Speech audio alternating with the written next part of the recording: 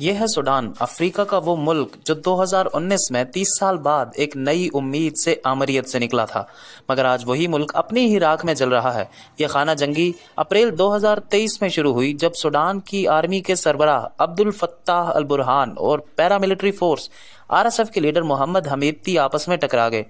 दोनों पहले तो इत्तेहादी ही थे, मगर इक़्तिदार बांटने के मसले पर दुश्मन बन गए।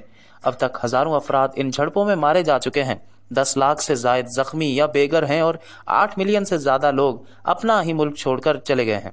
खर्तूम, जो कभी सूडान का दिल था मगर अब मलबे का ढेर बन चुका है। ये जंग महज सूडान तक महदूद नहीं रह सकती, इसके असरात पहले ही चाड, इथोपिया, जनूबी सूडान और मिस्र तक जा रहे हैं। अब सवाल यह है कि इस सब पर दुनिया खामोश क्यों है? क्यों यूएई और कुछ खलीजी ममालिक पर इल्जाम है कि वो आरएसएफ को असलहा और पैसा दे रहे हैं? वजह साफ है, आरएसएफ के पास सोना, मादनी वसाइल और खित्ते में सियासी असर और रसूख है। आरएसएफ सिर्फ एक मलेशिया नहीं, बल्कि ये सूडान की एक मुनज़्ज़म फोर्स है जो रियासत की इजाज़त से बनाई गई, मगर बाद में ये हुकूमत से अलग होकर खुद मुख्तार, फौजी और माली ताकत बन गई।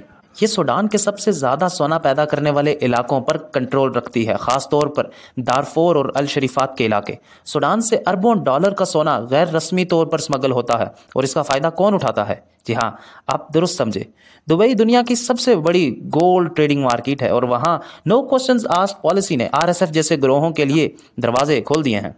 यही सोना बेचकर आरएसएफ हथियार खरीदती है और जंग जारी रखती है। बहरहाल इस जंग में जीत तो कोई नहीं रहा, हार सिर्फ सूडान और वहाँ के लोग रहे हैं।